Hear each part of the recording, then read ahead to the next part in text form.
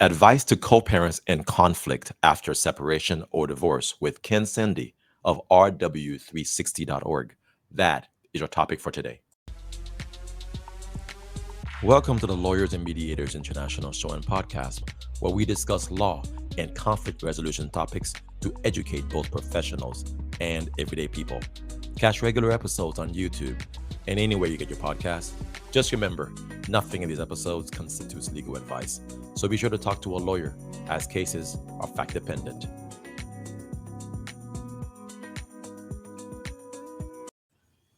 Hey everyone, this is attorney Mac Pierre-Louis, lawyer, mediator, arbitrator, working throughout Florida and Texas.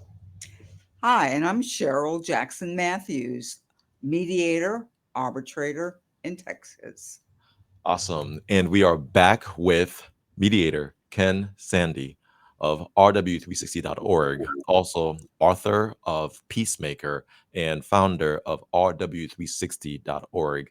And Ken's been with us before to talk about relational wisdom, but now we're having him back to extend more information, more advice, this time focusing on parents, co-parenting after they have gone through a separation, a split, or a divorce.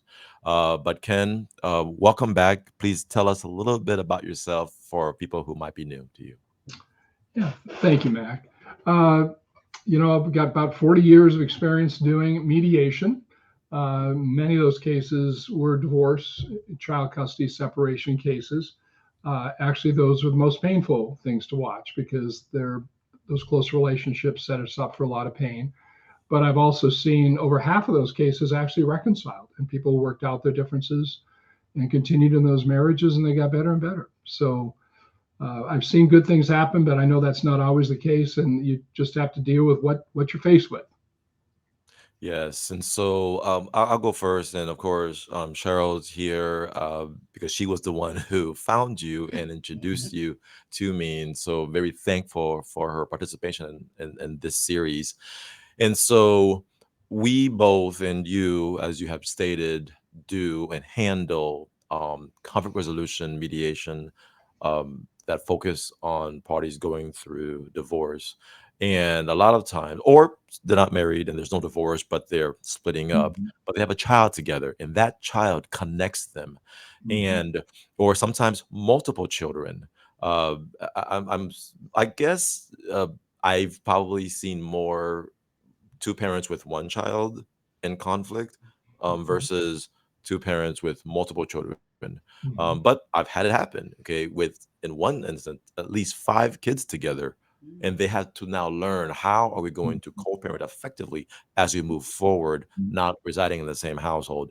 So in co-parenting, what are some tips you would want parents to know just off the bat? We can go get into the weeds, but broadly speaking, what are some general tips you believe some co-parents should know? I guess I'd say 3 things right up front. Number one is that study after study shows that divorce can have a disastrous effect on children. And the incidence of drug and alcohol abuse, promiscuous sexual involvement, dropping out of school, all of those risk factors go up when parents separate. So it is a very, very sobering decision to end a marriage and put children in that situation. None of those things is inevitable. And I've seen a lot of parents work through those issues very successfully, but there is a high risk. That's number one.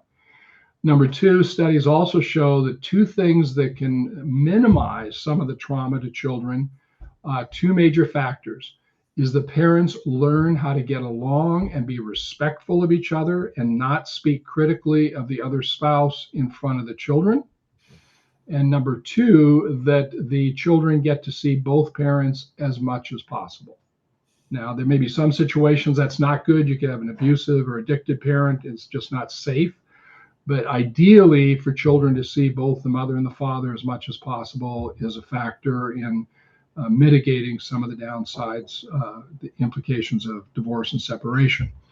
Third thing I would say is the most important rule I would remember is what we call the golden result. It's a corollary to the golden rule. And the golden rule, of course, is do unto others as you would have them do to you. Pretty solid wisdom principle. Golden result is related, and that is other people will usually treat you the way you are treating them. Now, I use the word usually, it's not 100%, but the vast majority of the time, people will treat us the way we treat them. So in a broken marriage situation, whether separation or divorce, if one of the parents is criticizing, attacking, blaming, finding ways to make life difficult for the other person, guess what? The other person is likely to do the same thing right back to you. But if one parent is being gentle, charitable, forgiving, flexible, like, yeah, I'm supposed to have the kids this weekend, but I've got this came up. Would you mind doing this? Sure, you bet I can adjust my schedule. Guess what? The other parent is likely to be willing to adjust her schedule. Again, it's not 100%, but I've seen it again and again and again. So what that says to me is the first thing that a parent in that situation should do is take a hard look at his or her own conduct, his or her own attitudes, and try to get them into as constructive and positive and charitable and gracious a position as you can get them. So you're not operating out of anger, bitterness, revenge, etc. And that's one of the problems in a lot of divorce and separation, because the parents have not resolved their personal relational issues. They're like open wounds, and they transmit a lot of that pain through the children. So if there's still unresolved personal issues, maybe there's been infidelity, maybe there's been domestic abuse, misuse of power, control, hurtful things like that. As long as those things are unresolved through confession and forgiveness, they will be like open wounds, and the children will be affected by them. So that's the other thing, is to seek to resolve those issues that brought about the divorce in the first place. Admit, take responsibility, get the log out of your own eye, as Jesus' teaching was. And it's amazing how that healing can then bring two people to the point where they can start working together much more constructively. When you're in a mediation, at least, for me, I've had the parties come together, and in order for us to get to the issues, we have to go through the weeds because they're angry. Yeah. And the anger is just oozing from the mediation room. Mhm. How would you suggest that a mediator would kind of combat some of that? Yeah. Well, one simple way to do that, Sheryl, would be to encourage each of the parties to go through our online course on relational wisdom. Because what that'll help them to do is start reading their own emotions. We call emotions the invisible puppeteer.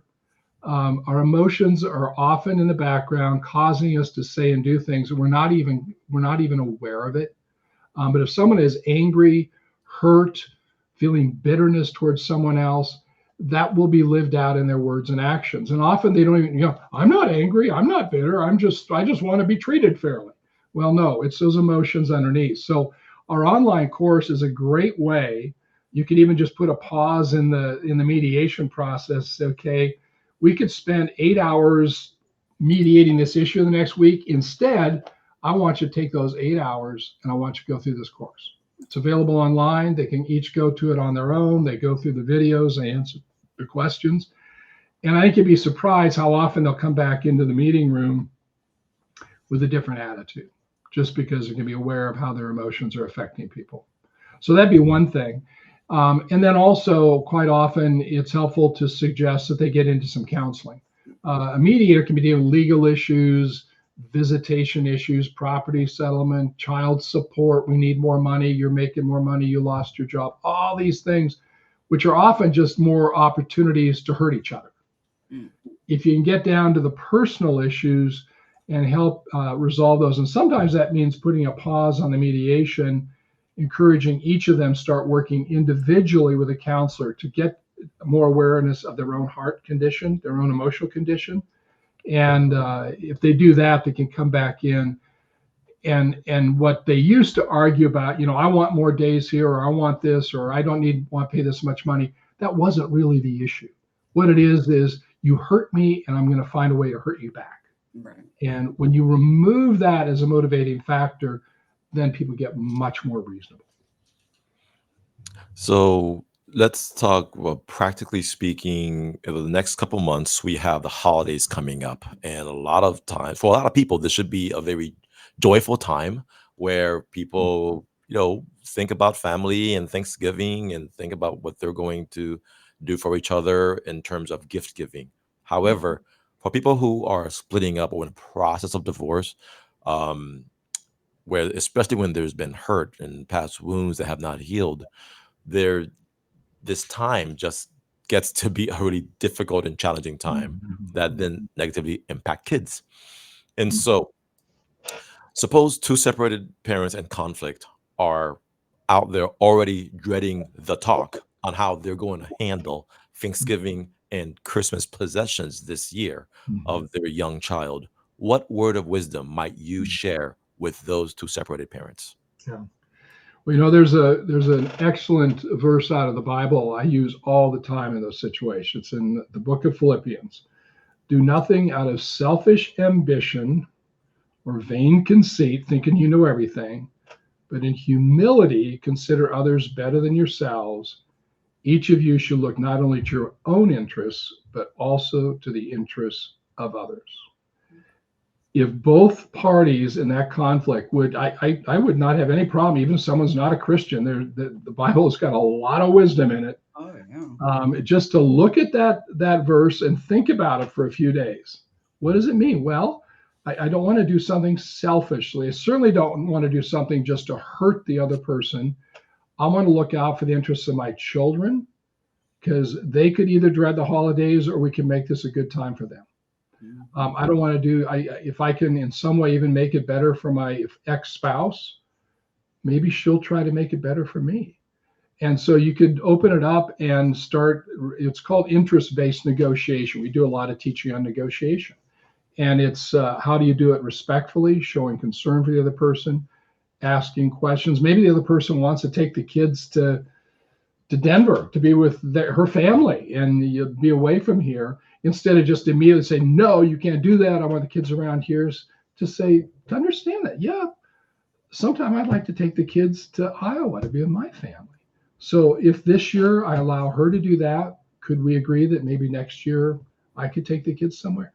And you start to look out for the other person. And very often, if you're reasonable about it, then the other person would make a corresponding concession to allow something else for you. Again, it's not 100% successful. Some people take advantage of that situation. But I would certainly want to start there with being gracious, thoughtful, looking out for the other person's interests.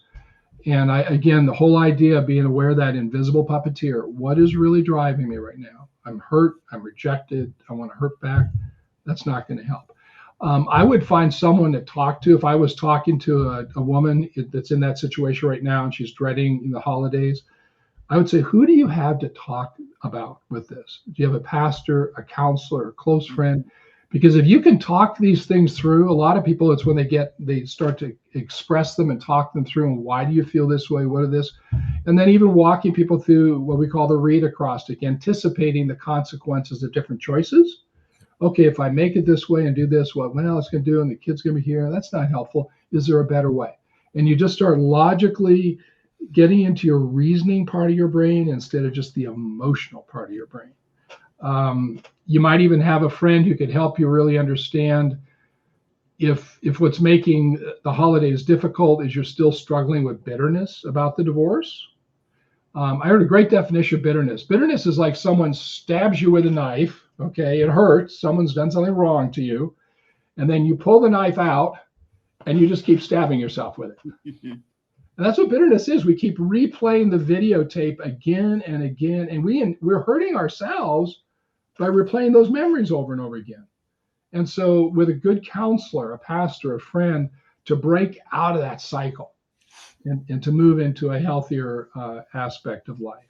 So I think interest-based negotiation, look out for the interests of the other person, not reacting emotionally, being generous to the other person as a starting point would be the place. Now, I will quickly add, Sometimes the other person is utterly unreasonable, and you may have to dig your heels in. You may have to get your attorney back involved. You may have to stand against it. But that's the exception, not the rule for me. Normally, it's relational, emotional issues going on. Deal with those, and usually the other issues will get resolved. What's the verse and chapter of that quote, That's please? Philippians chapter 2, verses 3 and 4. Okay. Thank you. You bet. You bet. Okay. So, no, thank you for what you said about bitterness and the definition that you gave. That was quite visual, and I learned a new word recently in psychology called, I think it's called remuneration. Remuneration is where your mind replays, in a way to protect you. Your mind Yeah. makes you cycle through a painful experience over and over and over and over again. You wonder to yourself, why do I keep thinking about this? Why can't I break free from this trauma that happened to me? And it's almost like your brain is trying to help you find an answer, and and you haven't had closure. And Mhm. so, is that the same kind of thing as that people go through when they've gone through something difficult and challenging emotionally in a relationship? Oh, absolutely, Mac. In fact, you use the word trauma, and that's a really key concept here. Is that when you go through a divorce or separation, very few things in life are as traumatic as that. And what trauma does, it actually neurologically rewires the brain. So basically, as you said, to protect yourself from similar incidents. So if you were badly treated in a marriage, and say you had an abusive husband, your brain is going to be cautious about men in general. Your boss, men are dangerous. My husband really mistreated me, and you're a man, and and so the brain, and sometimes the brain isn't discriminating. You might have a wonderful boss and a wonderful coworker, yet just the fact that he's a man, there's a part of your brain that's going to put up some immediate, warning signs. And that's where counseling can be so helpful, is to actually begin to understand, okay, why do I feel this way? How am I processing? Is this a healthy way to do it? Is there a different way for me to process this fear? Because the whole trauma part of the brain is typically called the fight flight, and they've expanded that now. It's fight flight, freeze, fawn, and faint. There's Really? five There you go. five automatic responses that come out of the limbic system, which is just survival type things. And if you're just operating always in that trauma-based survival mode, you'll be doing things all the time. And the sad thing I've seen is I've seen people who were arguably the wronged spouse. Maybe the other spouse is the one that was unfaithful, had an affair, so they really are the one that broke the marriage. But the other spouse reacted with so much bitterness and anger and hurt, they drove the children to the adulterous spouse, that they wanted to be with dad, even though he had the affair, but he's easier to get along with than my bitter, angry, vengeful mother, who just all she can think about and go over and over and over again is how much is wrong. So I've seen that in a lot of cases. So we just have to really become more self-aware. And that's the whole thing about relational wisdom. What am I feeling? How am I behaving? Is this constructive? Is it helpful? Is there a better way to handle these strong emotions? And we can channel the power of that emotion into a new and constructive direction. Awesome. Sure. Anything else? No, go ahead. Okay. Well, no, well, we're going to be wrapping it up now. And then we'll move on to one more topic for another week. But Ken, thank you so much again. These words of wisdom for co-parents are really necessary because there's a lot of brokenness in our world, not just internationally or at the state level, but just human to human.